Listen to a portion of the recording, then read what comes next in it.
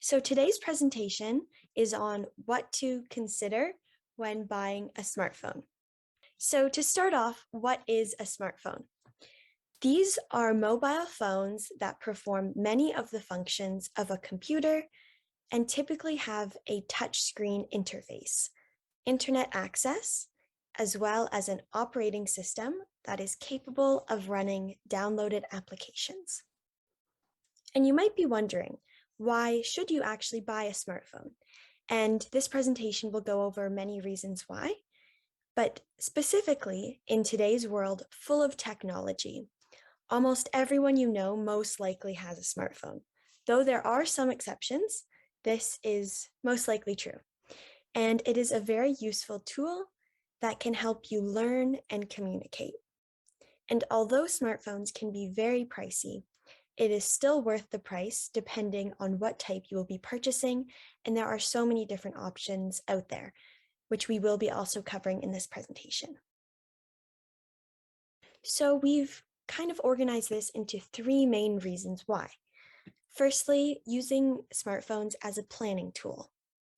Your cell phone can be an extremely powerful tool for planning, and this is thanks to the many calendar apps that are available, which allow you to enter your schedule into your phone and change it whenever you need with a simple touch of a finger. You can apply changes to your daily schedule with ease, and it can be done in only a few seconds. You can also set reminders for your important appointments, build great to-do lists with lots of detail, and this can all be based on which tasks need to be prioritized. And you can even share your calendar and schedule with your family or your friends, and even the people that you work with. The second reason is using smartphones as a learning tool. You can find hundreds upon hundreds of applications that can be downloaded to your smartphone that you can use in order to complete your collection of manuals as well as reference materials. Why not take advantage of these to have your dictionaries, reference guides, scientific calculator, and even periodic table of elements on hand? Once again, you will only need to reach for your smartphone in your pocket to get everything that you need to accompany you during all of your learning endeavors. And even if you want to learn something new, you can use your smartphone to do so. Smartphones are also great communication tools. The main use of a phone is to communicate with other people. However, smartphones take this type of communication even further. You are not only able to make calls and send text messages, but you are also able to send and receive emails and stay connected on all of your social media accounts, such as Facebook, Twitter, Instagram, etc. Wherever you are and whenever you are, you will be able to stay connected with your loved ones. And this also means that you will be carrying the equivalent of a very small computer that will enable you to work or entertain yourself even when you are away from home.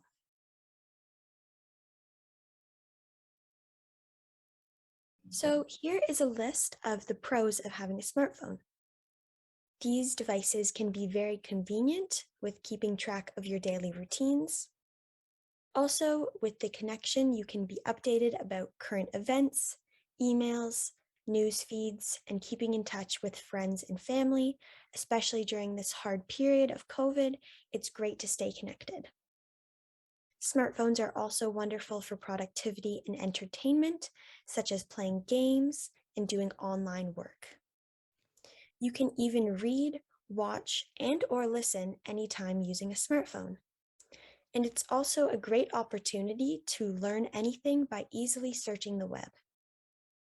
Additionally, you can always be available socially to other people, and there are also a huge variety of applications available for many different uses. But of course, with the benefits, there are also some negative aspects.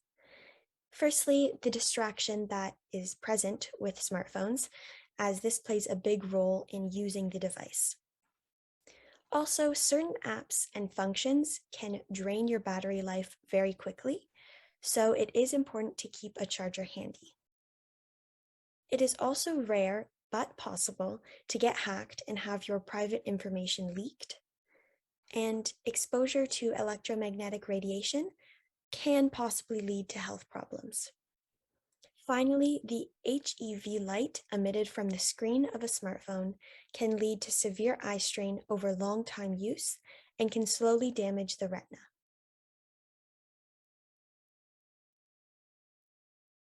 Now, here are some things to think about when buying a new smartphone. Firstly, the build quality. There are some smartphones that have glass-coated panels, but those are very limited. If you are prone to dropping your smartphone, it's advisable to go for a metal or a plastic-built handset, or you can buy a hefty case as an alternative. Secondly, something to consider is the display. The importance of display size and resolution of the smartphone depends on how you use your device.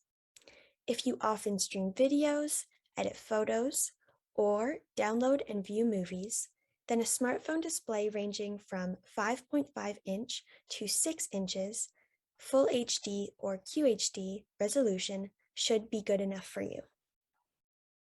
Next, the processor.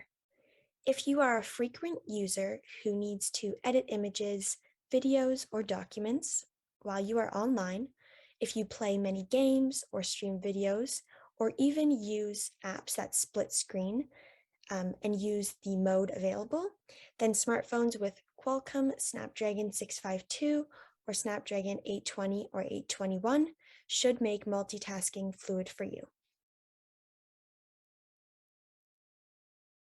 Next is the camera. A higher number of pixels indicates that the size of the image is larger, which becomes sharper when seen on a small screen. Someone who is very interested in photography may want a camera with 12 or 16 MP sensor under f2.0 or lower aperture for speedy shots, even in low lights. Though someone who is casually taking pictures can get by with an 8MP or 12MP camera with f2.0 to 2.2 aperture. Another very important consideration is the battery, and I would definitely advise you to think about this as it impacts your daily usage of smartphones.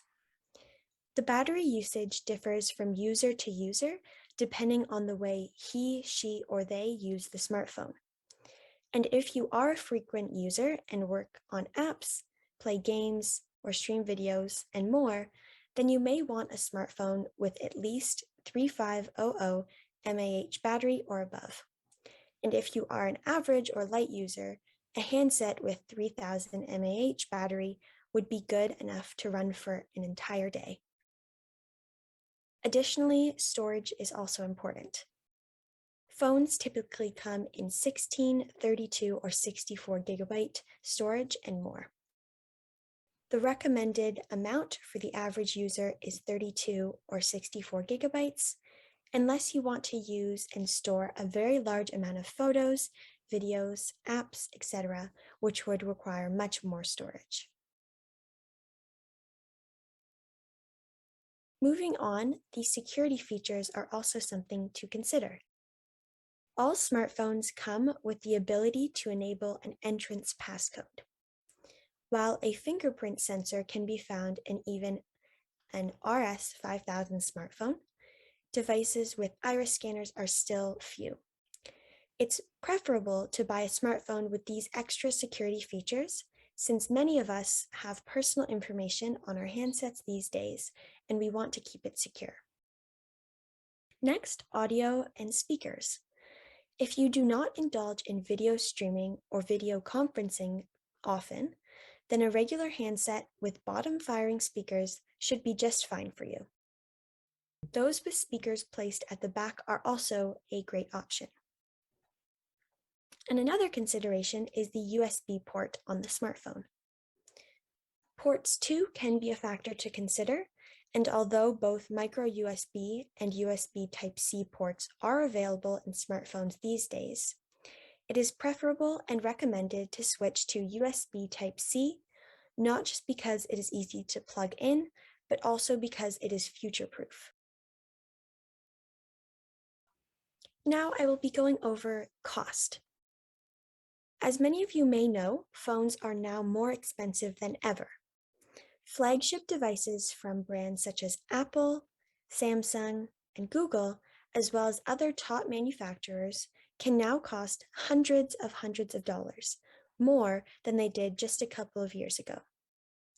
Now, with the arrival of foldable phones, which are being priced at $2,000 and above, it looks like the upper limit for phone prices is going to keep on growing.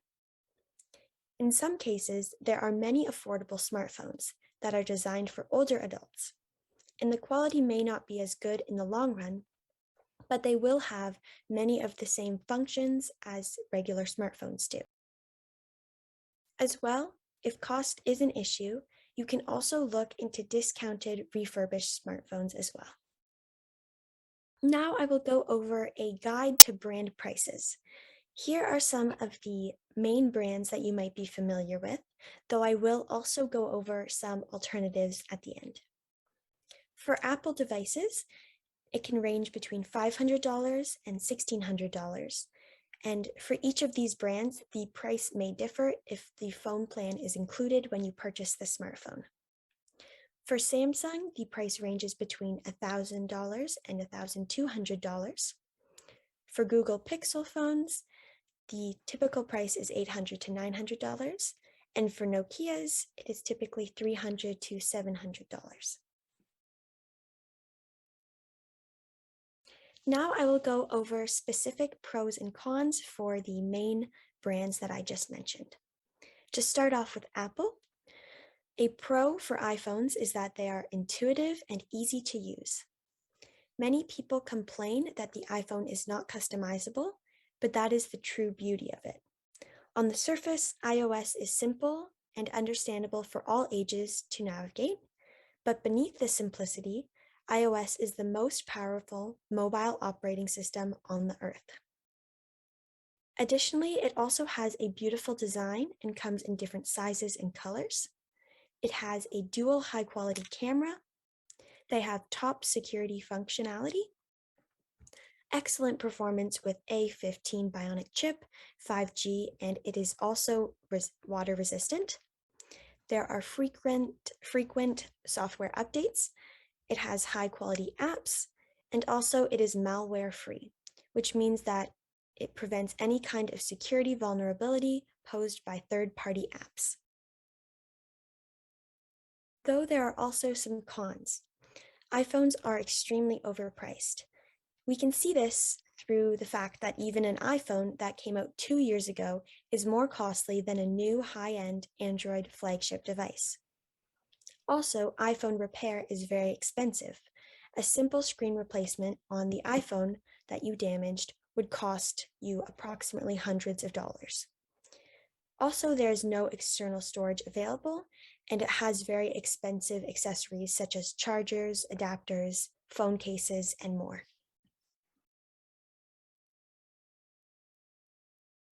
Here are the most recent models of iPhones.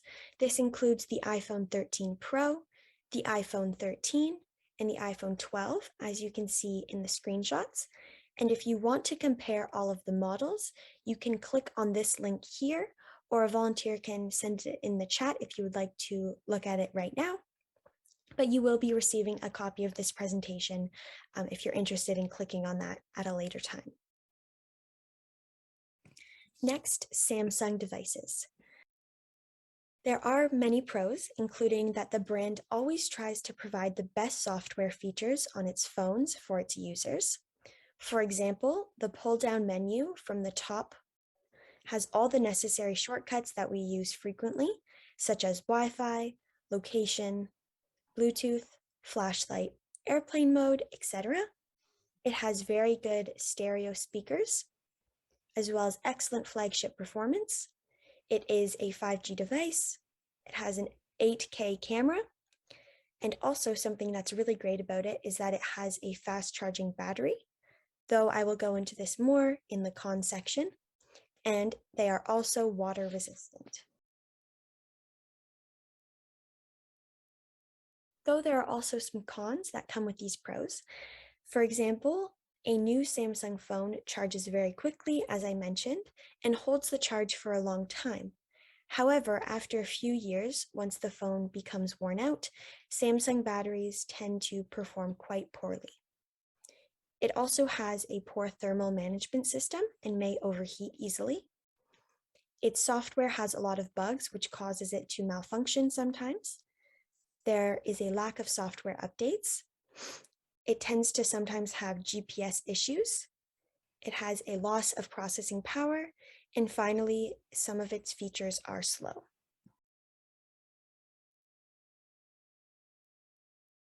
Here are the most recent Samsung models, including the Galaxy Fold 3 5G, the Galaxy S20 FE, and the Galaxy A52 5G. And you can see the different prices below as well. Next, the pros of Google Pixel smartphones. They have a great quality build and feel. They also have a triple rear camera system if you're interested in taking photos. It has unlimited cloud storage for photos and videos. It has the latest version of Android, which means it has exclusive software and timely updates directly from Google. The Google Assistant is a first-class digital assistant, which is better than Siri, which is the voice assistant on iPhones and other Apple products, though features from Google Home are not activated yet on the smartphone. The phone itself also has no camera bump, and it has wireless fast charging, and it can go from being completely dead to being 25% charged in just 15 minutes, which is quite fast. And it also has more than 24-hour battery life. You can even use your fingerprint to unlock it, and it is a water-resistant device. Here are a few of the negative aspects of the Google Pixel smartphone. It has a simple iPhone-like design. It is quite expensive, starting at $599, and the fingerprint sensor on the back of the phone could interfere with some uses as well. Here are the most recent models. You can see that there is a Pixel 6 Pro, a Pixel 6, and also a Pixel 5a with 5G. And you can see that these all have different models and different looks as well. And I will show you how to find these different models on a specific website during the live demonstration. Now for the final brand, Nokia, there are some pros. Starting off with the build quality, the build is laid out and thick, so it won't break easily if you were to drop it. It has near stock software, which means that its software is clean without any unnecessary applications whatsoever. It is quite innovative with a 16MP with triple lens camera and OZO audio. Regarding software updates, it has near stock software, so it is one of the few OEMs with quick Android updates. It has 5G connectivity, and its price is cheaper than most smartphones, starting at $139.99. A note is that the fingerprint sensor on the side allows you to open the phone, and also it has facial recognition on the front as well. So there are two different options to go into your phone other than the password itself. Now for the cons, even though the build quality is solid, it looks quite outdated from the rear compared to other smartphones. It also has a lack of power, which means that most of the time, Nokia underclocks the processor to avoid heating issues, so software lacks that snappy feel that you may get from other smartphones. It has boring UI, which means that software really lacks some head-turning additional features other than the basic smartphone features. And also the mismatch of price and specifications. You may not feel like you are getting what you're paying for. For example, you would be getting outdated processors, outdated camera sensors, etc.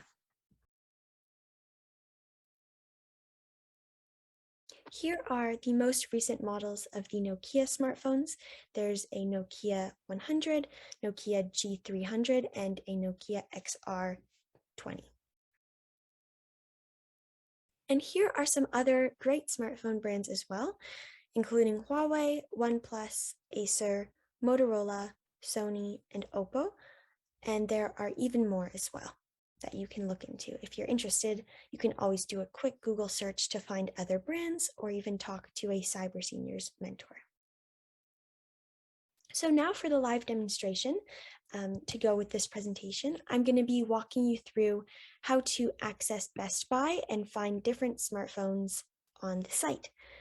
So the first step is to type bestbuy.ca or bestbuy.com into your web browser. So I've already done so, and you can see that we are on the Best Buy website. And once you go to Best Buy, this is the screen that will pop up. From there, I find it easiest to go directly to the search bar here if you know what you're looking for. If you aren't quite sure what brand you want to buy, I would recommend doing some research on the internet first, but if you prefer to just type in smartphone on Best Buy, that's also an option. But I'm going to search up specific models of smartphones. So to start off, I will search up iPhone, which is the smartphone for the brand Apple. And Best Buy has a wonderful iPhone section, both in their stores and also online. So once you search iPhone into this top bar, this is what comes up.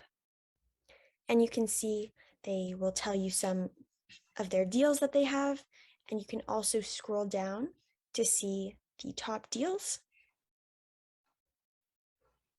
There's iPhone 12, the iPhone 13 Pro, and iPhone 13. You can click on one that you're interested in to see more information on it. And you can even see the deals that you'll be getting and the type of plan that you would be paying for. You can select the color and other specifications. And then you always want to read the overview and more information about the product as well. You can continue scrolling down if you would rather just explore by model rather than top deals. For example, you can click on the iPhone 13 Pro Max if you just want to look into that specific model. And you can continue scrolling until you see something that you're interested in. And you are also able to look at different accessories that come with it. So there are cases, screen protectors, and other accessories as well if you're interested in buying other Apple products. Next, I will be searching up Samsung smartphones, which is from the brand Android. And they also have a great Samsung section at Best Buy as well. And you can explore this by scrolling down. You can see their latest products, or you can also click on Explore the Galaxy to see the smartphones. This is specifically the new foldable smartphone that they are promoting here. And you can see that this smartphone actually folds, which is quite cool. And you can see different options that they have with the different features. They'll explain the design and other important features that they have.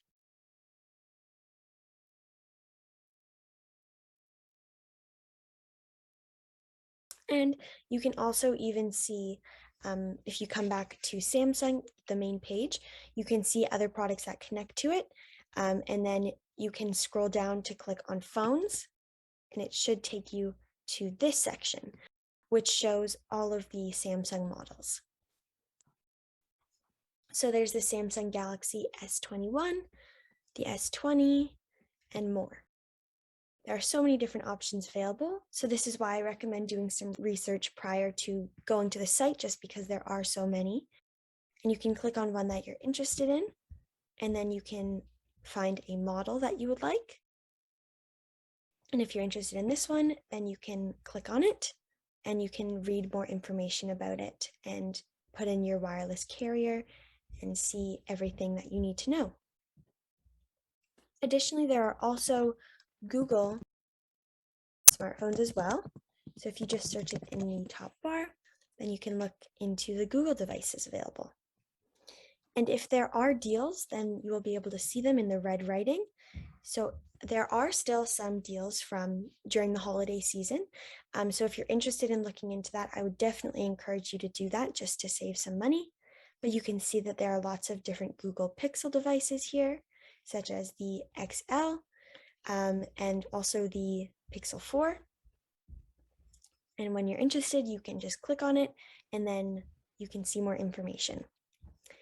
Though these brands are quite expensive, there are some alternatives, such as Nokia. So if you go into the search bar and search Nokia smartphone, then you can see the options and you can get some great deals as well.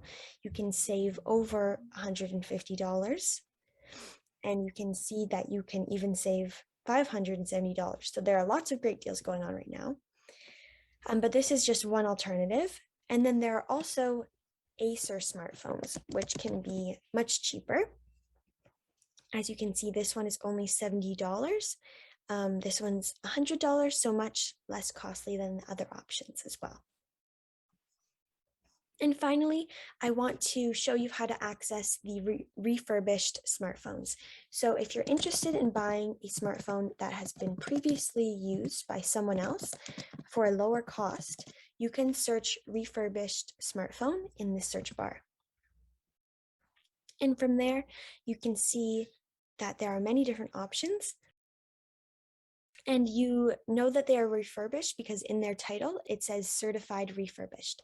So Best Buy ensures that all refurbished devices are to standards to make sure that you're getting a device that works properly. So make sure that you look for that in the title. And there are lots of deals going on right now. If you're interested in going to Best Buy and getting a refurbished phone, I would definitely tell you to do that. Thank you so much for listening to today's presentation. If you would like to learn this lesson with a Cyber Seniors mentor, please go to the website or call the phone number to register for a one-on-one phone session. Alternatively, we also host weekly tech drop-in sessions from 2 to 3 p.m. Eastern Time on Thursdays.